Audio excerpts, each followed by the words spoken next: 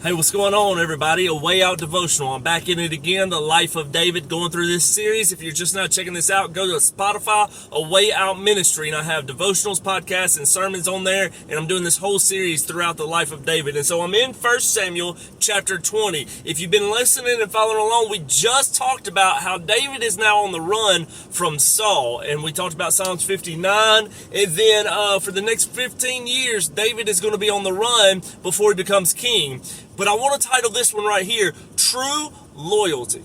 True loyalty. Man, in life, y'all, we need to be loyal. We need to have loyal people in our path, in our corner, and things like that. And that's what we're learning from David in this perspective and in this chapter. So, verse 1, Then David fled from Naioth to Ramah and went and said to Johnathan, What have I done? What is my iniquity and what is my sin before your father that he seeks my life? So he runs to Johnathan. Thankfully, he's got a relationship built up with Johnathan, Saul's son. It talks about it in a previous chapter where him and Johnathan had their souls knitted together. In other words, they had likened spirits. You know what it was? They both loved the Lord. And so they connected through that.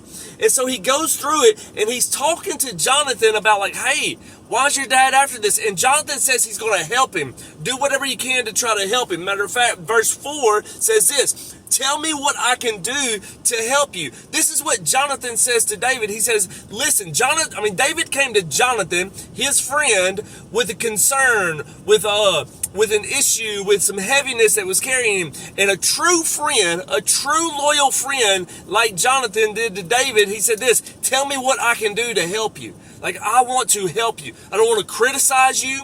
I don't want to belittle you. I don't want to come against you. Like, I believe you. I trust you. And what you're saying to me right now, it doesn't fully make sense, but I believe you and I know you. See, that's the thing about having a true friendship. Somebody who believes in us. Somebody we believe in. And the thing about it, that's what David and Johnathan was. And so he goes on, and then Johnathan and David talk about how they can try to figure out if Saul is truly after him.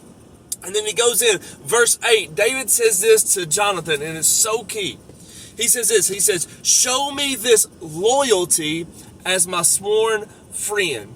David looked at Johnathan and said, listen, I need more than anything right now. Like, I've got everybody coming against me. It feels like nobody's for me. It feels like I'm all alone. You may have felt like that before. And David says to Johnathan, he says, give me your loyalty. Like, that's all I need. I need you to be loyal. I need you to be a man of your word. And Johnathan said, I am. I'll be willing to do that. And then it's so much like this right here. He even went on. Johnathan said this to David. So Johnathan showed his loyalty to David. Now David has an opportunity to show his loyalty to Johnathan. Verse 14, this is what Johnathan says to David. He says, not only do you show kindness to me as the Lord while I still live, but if I die, but please do not cut off your kindness from my house forever, not when the Lord has cut off all the enemies. In other words, Johnathan is asking now David for his loyalty. He's like, hey, show me your kindness. Make sure you're always there for me. Even if I'm not here, take care of my family. And the beautiful thing about this is in the very next book, 2 Samuel chapter 9, guess what? Johnathan's dead, Saul's dead, but David holds on to his vow he made to his friend Johnathan. He looks after Jonathan's son Mephibosheth. Why is that all important? Because, man, what I'm talking about in this chapter, in this devotional right here, is the loyalty that was between David and Johnathan. Johnathan was loyal to David when he said, hey, what can I do to help you? I believe you. I trust you. Because David came to Johnathan saying, hey, your dad's after me. Johnathan like, well, I don't know, really? But then Johnathan said this. He said, what can I do to help you? What can I do to look after you? Show me. And then David showed the same loyalty to Johnathan by holding on and being a man of his word. Even after Johnathan had died, he still showed that kindness. And so I'm saying that to say this, y'all.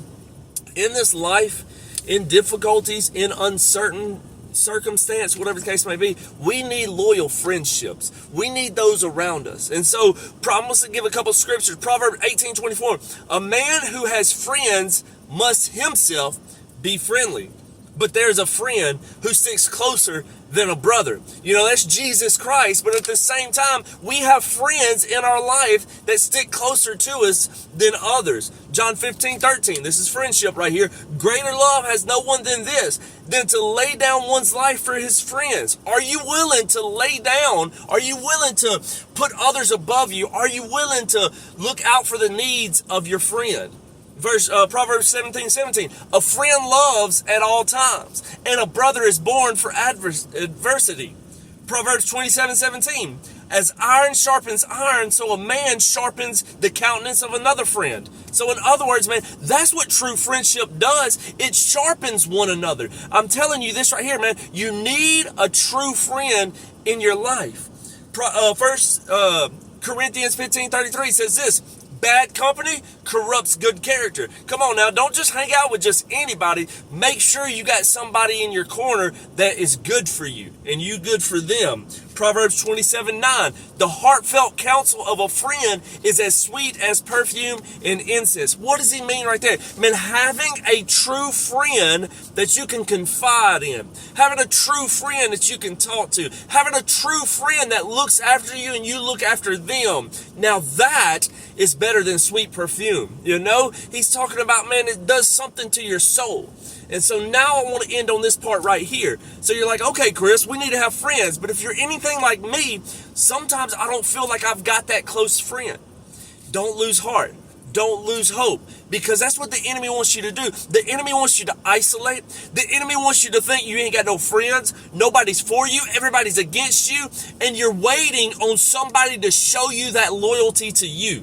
I understand it. Sometimes I've been there myself. But do you know what you do? Instead of waiting on them to show you the loyalty to you, you be that friend for somebody else. Come on now, listen.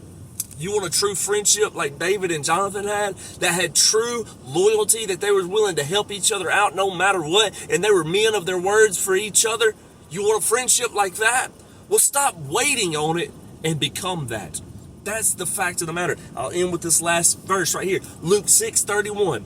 Do unto others as you would have them do unto you. Instead of waiting on somebody to be that true friend to you, don't bring up excuses. Well, I ain't got nobody being a friend to me or anything like that. No, you be that for somebody else. And I promise you, you reap what you sow. If you're willing to be that for somebody else, got to turn it around and allow somebody to be that for you. So stop waiting on somebody to be the friend to you, but you be the friend to others. Loyalty, that's what we're learning today through the life of David. Show it, be it, and walk in it. Y'all have a great day. God bless.